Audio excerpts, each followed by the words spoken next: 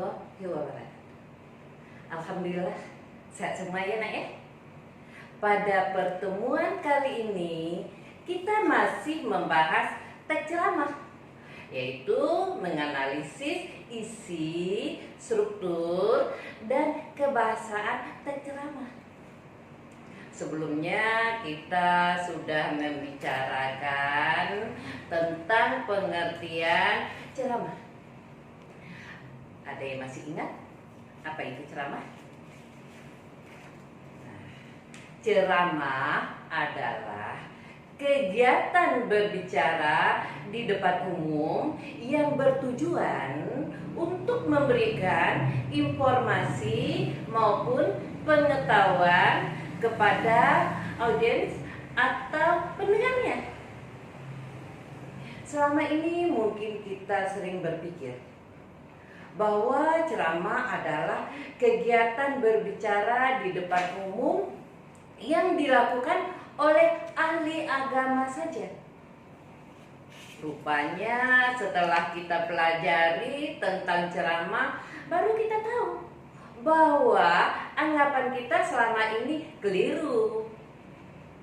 Karena ceramah bukan hanya dilakukan oleh ahli agama saja, tapi dapat dilakukan oleh orang-orang yang memiliki kompetensi dalam bidang tertentu. Kita juga sudah membahas perbedaan pidato, ceramah, khotbah, dan kata sambutan. Pidato itu merupakan induk dari ceramah, khotbah, dan sambutan. Topik ceramah beraneka ragam, sedangkan khotbah hanya terbatas pada bidang agama saja. Sementara itu, kata sambutan biasanya merupakan bagian susunan acara yang disampaikan di awal acara. Sebelum acara inti, isinya berhubungan dengan acara tersebut. Itu sekilas tentang materi kita sebelumnya. Sebelum kita lanjut ke materi kita hari ini atau pembelajaran kita hari ini, sebaiknya kita berdoa terlebih dahulu agar apa yang kita lakukan mendapat ridho dari Allah. Ayo berdoa, mulai.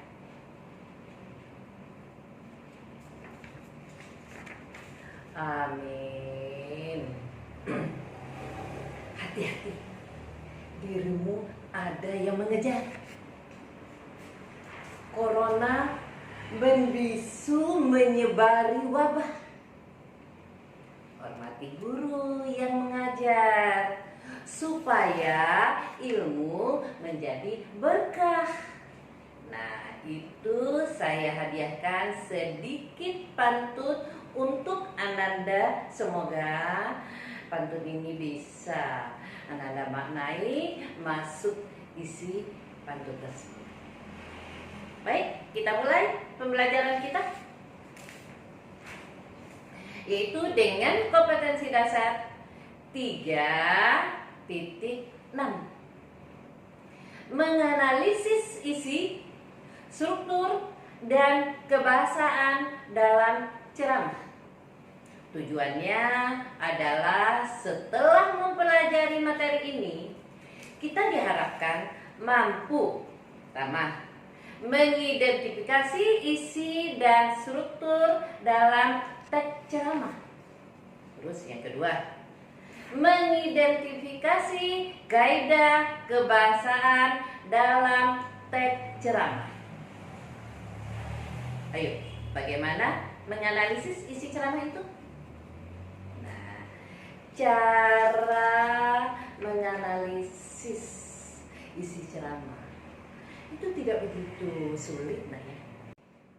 Pertama, dengan cara memahami ceramah itu dengan baik dan menangkap informasi yang menurut kita adalah sebuah informasi yang baru atau sesuatu yang sangat penting bagi kita.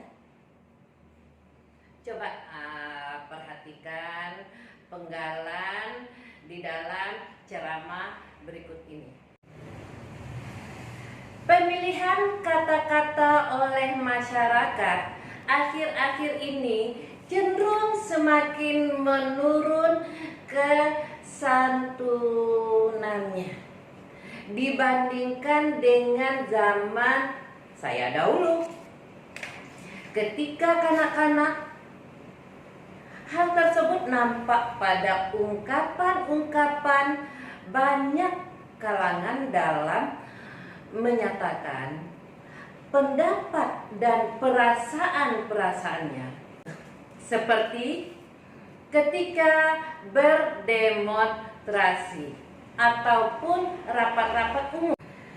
Kata-kata mereka kasar atau sarkastis, menyerang, dan tentu saja hal itu sangat menggores hati yang menerimanya.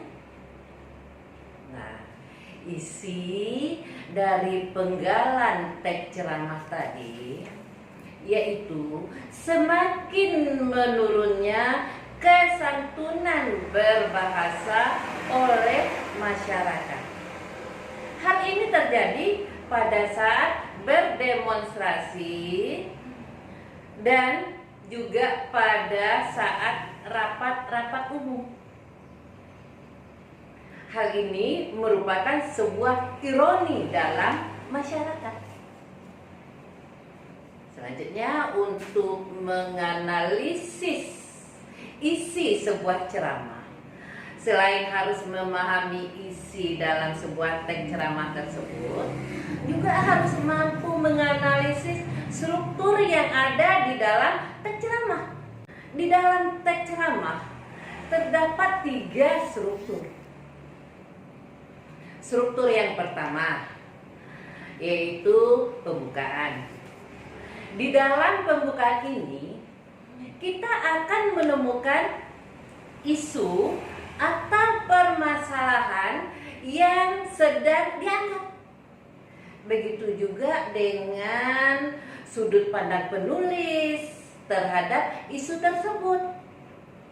Terus struktur yang kedua yaitu isi. Di dalam isi terdapat rangkaian-rangkaian argumen terhadap pendapat-pendapat yang diungkapkan terhadap isu yang sudah diangkat tadi. Jadi, setelah pembicara mengungkapkan mengenai isu yang sudah diungkapkan tadi, ia harus mampu mengungkapkan argumen untuk menguatkan isu yang sedang dibahas. Struktur yang ketiga yaitu penutup. Di dalam penutup ini kita akan menemukan simpulan atau rangkuman dari pembahasan sebelumnya. Jadi, setelah pembicara mengungkapkan isu, kemudian memperkuat dengan argumen di akhir pembicara, harus memberikan rangkuman ataupun simpulan terhadap pembahasan yang sudah diungkapkan sebelumnya. Coba perhatikan contoh analisis struktur ceramah berikut ini. Struktur yang pertama yaitu pendahuluan. Pemilihan kata-kata oleh masyarakat akhir-akhir ini cenderung semakin menurun kesantunannya dibandingkan dengan zaman saya dahulu ketika kanak-kanak. Hal tersebut nampak pada ungkapan-ungkapan banyak kalangan dalam menyatakan pendapat dan perasaan-perasaannya, seperti ketika berdemonstrasi ataupun rapat-rapat umum. Kata-kata mereka kasar atau sarkastis, menyerang, dan tentu saja hal itu sangat menggores hati yang menerimanya. Nah, dalam teks ini kita akan mendapatkan isu atau permasalahan yang berkaitan dengan penurunan kesantunan berbahasa yang dilakukan oleh masyarakat. Terus struktur yang kedua, yaitu isi. Fenomena tersebut menunjukkan adanya penurunan standar moral, agama, dan tata nilai yang berlaku dalam masyarakat itu. Ketidaksantunan berkaitan pula dengan rendahnya penghayatan masyarakat terhadap budayanya, sebab kesantunan berbahasa itu tidak hanya berkaitan dengan ketepatan dalam pemilihan kata ataupun kalimat. Kesantunan itu berkaitan pula dengan adat pergaulan yang berlaku dalam masyarakat itu. Di dalam isi ini kita akan mendapat rangkaian argumen yang berupa alasan logis, fakta, data, juga pernyataan para ahli. Di dalam teks ini kita akan mendapatkan alasan logis yang diungkapkan oleh pembicara maupun penulis, yaitu kesantunan berbahasa itu ternyata tidak hanya berkaitan dengan pemilihan kata atau diksi saja, tetapi juga berkaitan dengan standar moral, agama, dan tata nilai yang berlaku di dalam masyarakat. Selanjutnya struktur yang ketiga, yang terakhir adalah penutup, yaitu berbahasa santun seharusnya sudah menjadi suatu tradisi yang dimiliki oleh setiap orang sejak kecil. Anak perlu dibina dan dididik berbahasa santun. Apabila dibiarkan, tidak mustahil rasa kesantunan itu akan hilang, sehingga anak itu kemudian menjadi orang yang arogan, kasar, dan kering dari nilai-nilai etika dan agama. Tentu saja kondisi itu tidak diharapkan oleh orang tua dan masyarakat manapun. Nah, di dalam penutup ini kita akan mendapatkan simpulan, penegasan kembali, juga saran yang diberikan oleh pembicara. Di dalam ini terlihat bahwa si pembicara memberikan saran kepada kita agar berbahasa santun ini seharusnya menjadi tradisi sejak kecil, dan jika permasalahan ini dibiarkan, maka akan mengakibatkan seseorang menjadi arogan, kasar, dan kering terhadap nilai-nilai etika dan agama. Nah, kita lanjut ke pembahasan yang terakhir di dalam KD 3.6 ini ya, Nak, ya, yaitu menganalisis kebahasaan yang ada di dalam teks ceramah. Unsur kebahasaan yang pertama yang terdapat di dalam teks ceramah yaitu kata sapaan. Kata sapaan ini biasa kita dengar seperti bapak-bapak, ibu-ibu, saudara-saudara, teman-teman, adik-adik, atau kakak-kakak. Tergantung dari siapa pendengar kita. Selanjutnya unsur kebahasaan kedua, yaitu kata ganti orang pertama tunggal. Seperti saya, aku, dan juga memungkinkan menggunakan kata ganti orang kedua jamak jika orang tersebut mewakili sebuah organisasi atau kelompok seperti kami. Unsur kebahasaan yang ketiga yaitu penggunaan kata teknis atau kata istilah. Di dalam ceramah biasanya kita dipercaya oleh banyak sekali kata-kata teknis atau kata istilah yang berkaitan dengan topik yang sedang dibahas. Seperti di teks ceramah tadi kita temukan kata sarkastis. Itu adalah kata teknis atau kata istilah. Selanjutnya unsur keempat, di dalam teks ceramah kita akan menemukan konjungsi sebab, akibat, atau kausalitas. Misalnya, jika, maka, karena, oleh sebab itu, oleh karena itu. Itu sering kita dengar di dalam ceramah.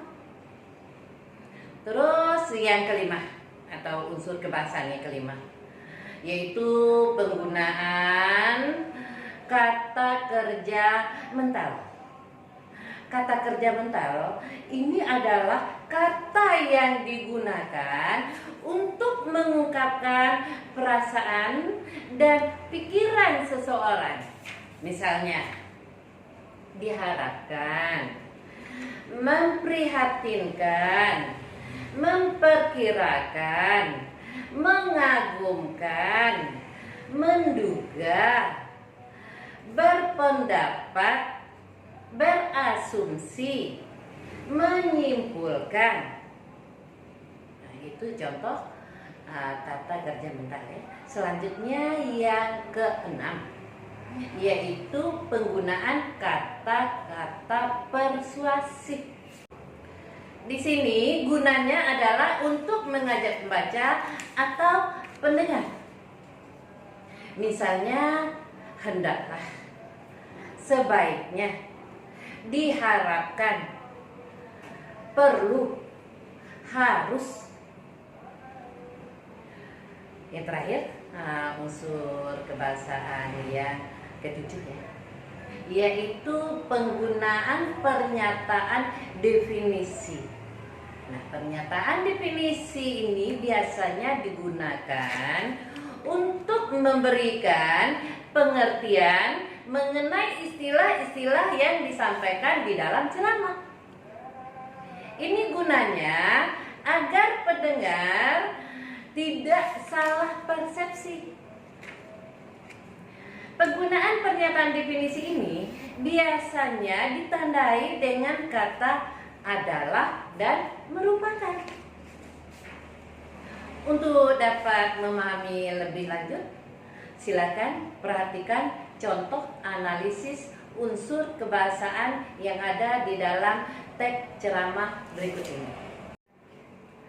Pada paragraf yang pertama, kita akan menemukan konjungsi waktu, yaitu kata ketika, dan kata teknis atau istilah, yaitu kata sarkastis.